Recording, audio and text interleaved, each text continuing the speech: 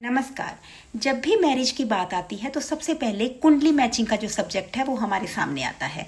बहुत से लोग ये सोचते हैं कि 36 में से अगर सभी गुण मिल जाएं तो मैरिज सक्सेसफुल हो जाएगी, बट रियलिटी तो ये है कि सिर्फ गुणों का मिलान करके हम अपनी फाइनल डिसीजन नहीं दे सकते हैं।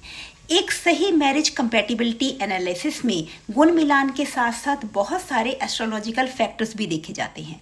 आज के वीडियो में हम डिटेल से जानेंगे कि कुंडली मिलान के समय हमें किन किन पॉइंट्स को ध्यान में रखना चाहिए और 36 गुणों के बाद ऐसी कौन सी चीज़ें चेक करनी चाहिए जिससे कि हमारी मैरिज सक्सेसफुल हो। सबसे पहले कुंडली मिलान होता क्या है। कुंडली मैचिंग का जो पर्पस होता है वो सिर्फ शादी करवाना नहीं होता, बल्कि ये जानना होता है कि दो लोगों के बीच में मेंटल कंपैटिबिलिटी कैसी रहेगी, इमोशनल अंडरस्टैंडिंग कैसी रहेगी, हेल्थ और फाइनेंशियल स्टेबिलिटी कैसी रहेगी, उनकी फ्यूचर ग्रोथ कैसी रहेगी। वैदिक एस्ट्रोलॉजी में इसका अष्टकूट मिलान सिस्टम का इसके लिए यूज किया जाता है। इसमें कुल 36 गुण होते हैं। अष्टकूट मिलान के 8 मुख्य कूट होते हैं। सबसे पहला है वर्णाकूट। जो वर्णाकूट है वो किसी भी पर्सन की सोच को, उसके स्पिरिचुअल लेवल को दिखाता है। इसमें देखा जाता है कि दो लोगों के जो विचार हैं एक दूसरे के अनुकूल हैं या नहीं। दूसरा है वैश्यकूट। जो वैश्यकूट है वो अट्रैक्शन और म्यूचुअल इन्फ्लुएंस को दिखाता है। ये बताता है कि मैरिज के बाद दोनों पार्टनर्स एक दूसरे को कितना सपोर्ट करेंगे और एक दूसरे को अंडरस्टैंड करेंगे या नहीं। तीसरा है ताराकूट। ताराकूट उनकी हेल्थ को, उनके लक को और ओवरऑल वेलबींग को दिखाता है। एक अच्छा तारा मैचिंग दोनों के लिए बहुत ही बेनिफिशियल होता है। चौथा है योनिकूट। योनिकूट उनकी फिजिकल कंपैटिबिलिटी और मेंटल हार्मनी को दिखाता है। मैरिड लाइफ के कंफर्ट लेवल और रिलेशनशिप सेटिस्फेक्शन का ये बहुत ही महत्वपूर्ण इंडिकेटर माना जाता है। पांचवा है ग्रह मैत्रीकूट।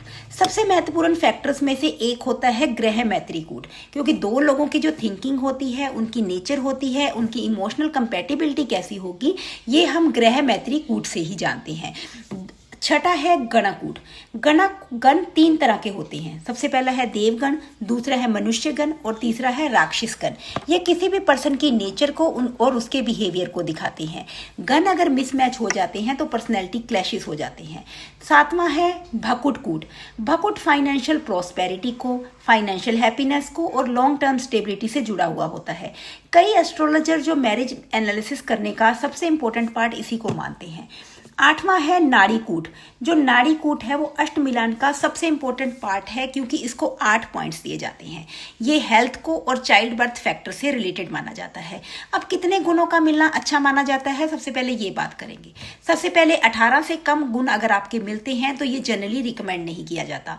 दूसरा है अगर आपके 18 से 24 गुण मिलते हैं तो ये एवरेज मैचिंग होती है। अगर 24 से 32 गुण आपके मिलते हैं तो ये एक्सीलेंट मैचिंग होती है। लेकिन ये बात भी ध्यान में रखिए कि सिर्फ स्कोर को देख करके आप मैरिज का डिसीजन नहीं ले सकते हैं।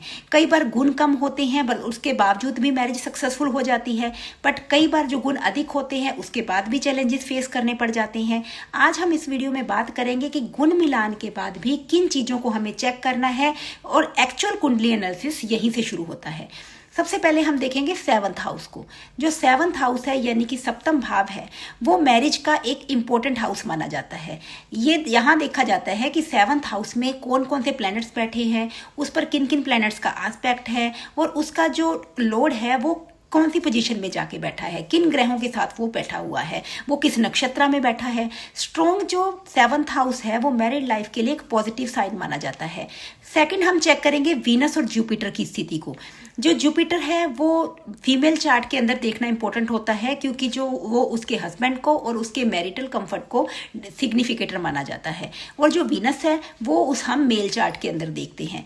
तो इन दोनों की स्ट्रेंथ का मैरिड लाइफ पर बहुत ही डीप इफेक्ट डाला जाता है।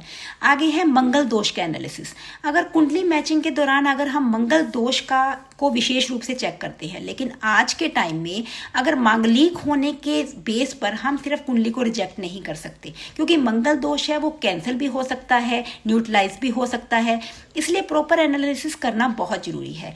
चौथा है मून की कंपैटिबिलिटी देखना। जो मून है वो हमारे माइंड को, हमारे इमोशंस को डिनोट करता है। अगर दो लोग एक दूसरे के अकॉर्डिंग होंगे, उनकी इमोशनल बॉन्डिंग होगी और मेंटल अंडरस्टैंडिंग स्ट्रॉन्ग होगी तो उनका रिलेशनशिप लॉन्ग टर्म में चलेगा। और पांचवा सबसे इंपॉर्टेंट है नवमांश चार्ट का एनालिसिस। जो एस्ट्रोलॉजर हैं सिर्फ बर्थ चार्ट को नहीं देखेंगे, बल्कि जो नवमांश चार्ट है उसके अकॉर्डिंग भी आपकी मैरिज की जो सक्सेसफुल होगी या नहीं ये प्रेडिक्ट कर सकते हैं। कई बार जो मेन चार्ट होता है आपका बर्थ चार्ट है वो बहुत अच्छा दिखता है, बट जो नवमांश चार्ट के वीक होने से मैरिज में बहुत से इश्यूज आ सकते हैं। इसलिए जो नवमांश चार्ट है उसको भी डिटेल में एनालिसिस करना बहुत जरूरी हो जाता है। और छठा है दशा और अंतरदशा सिस्टम। ये देखा जाता है कि मैरिज के टाइम में कौन सी महादशा और कौन सी अंतरदशा चल रही है। कई बार अच्छी कुंडली होने के बावजूद भी जो टाइमिंग है वो फेवरेबल नहीं रहती है, इसलिए दशा का एनालिसिस करना बहुत जरूरी माना जाता है। सातवां है चाइल्ड बर्थ फैक्टर्स। इसके लिए हम 5th हाउस को देखते हैं। 5th हाउस से जुड़े हुए प्लैनेट्स को हम स्टडी करते हैं। इससे फ्यूचर फैमिली लाइफ और चाइल्ड की हैप्पीनेस देखी जाती है। 8वां है हेल्थ कंपैटिबिलिटी। जो मैरिज मेकिंग में दोनों की हेल्थ कंडीशन को देखना भी बहुत जरूरी होता है। इसका जो पर्पस होता है वो फ्यूचर चैलेंजेस का हम इससे अनुमान लगा सकते हैं कि फ्यूचर में उनकी फाइनेंशियल कंपैटिबिलिटी भी कैसी रहेगी, ये हम आसानी से देख सकते हैं। इस प्रकार इन सभी फैक्टर्स को देखकर हम उनकी कैरियर ग्रोथ को, उनके फ्यूचर योग को और फाइनेंशियल स्टेबिलिटी के बारे में भी पता लगा सकते हैं। Last but not the least है राहु और केतु का मैरिज हाउस पर अफेक्ट। अगर राहु और केतु मैरिज हाउस को अफेक्ट कर रहे हैं किसी भी तरह से, तो ये भी मैरिज में कंफ्यूजन का एक कारण बन सकते हैं। तो इस प्रकार हम देखते हैं कि सिर्फ 36 गुणों का मिलान ही मैरिज की एक सक्सेसफुल मैरिज की जो प्रेडिक्शन में फेवरेबल नहीं होता है, काम नहीं आता है। इसके साथ ही साथ हमें बहुत सारे चीज़ों को देखना पड़ता है। तो अगर आप मैरिज चार्ट के किसी का एनालिसिस कर रहे हैं तो इन सभी फैक्टर्स को ध्यान में रखकर ही आप अपना फाइनल डिसीजन दें। अगर आपको ये वीडियो अच्छा लगा तो वीडियो को लाइक कीजिए, चैनल